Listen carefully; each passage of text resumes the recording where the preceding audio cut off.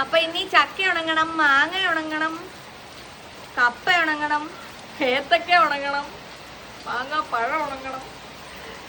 മഴ ശക്തിയാവുന്നു. എന്നെ ആണേലും പോയിട്ട് പുട്ടുപൊടിയും അപ്പത്തിനുള്ള പൊടിയും ചക്കപ്പൊടി പൊടിച്ചോണ്ട് വരാം, ഏത്തക്കായ ഉണ്ട് അത് പൊടിച്ചോണ്ട് വരാം, എല്ലാം കൂടെ പൊടിച്ചോണ്ട് വേഗം വരാം കേട്ടോ. അപ്പൊ ചക്ക, ഉണക്കച്ചക്കയോ ചക്കപ്പൊടിയോ വേണ്ടവര് വേഗം വാട്സപ്പ് ചെയ്തോട്ടോ. ഞാനിത് പോയി പൊടിക്കുന്നത് നിങ്ങൾക്ക് കാണിച്ചു തരാം കേട്ടോ.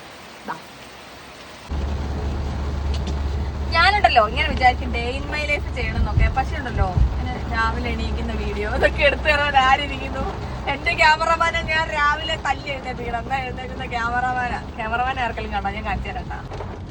അങ്ങനത്തെ ക്യാമറമാനെ വെച്ചിട്ട് ഞാൻ എങ്ങനെ ഡേ ഇൻ മൈ ലൈഫ് ചെയ്ത് എന്റെ ഡേ ഇൻ മൈ ലൈഫ് ചെയ്യണമെന്ന് ഞാൻ എപ്പോഴും വിചാരിക്കും. പക്ഷെ ഒന്നും നടപടിയാവുന്ന കേസല്ല. രാവിലെ 100 മണി കഴിയും ഡേ ഇൻ മൈ ലൈഫ് തുടങ്ങി വരുമ്പോഴത്തേക്കും. പിന്നെ അപ്പൊ ഇത് ഉച്ച ഇൻ മൈ ലൈഫ് ആണെങ്കിൽ കുഴപ്പമില്ല. കഞ്ഞി കുടിച്ചില്ല കേട്ടോ, നേരത്തെ കഞ്ഞി കുടിച്ചില്ല, മറന്നുപോയതാ. 3 മണിയായി. അപ്പൊ നമുക്ക് ചക്കയൊക്കെ പൊടിക്കാൻ പോവാണ് ഞങ്ങളിപ്പം. ചക്ക പൊടിക്കണം, ഏത്തക്ക പൊടിക്കണം, അതൊക്കെ പൊടിച്ചോണ്ട് വരണം.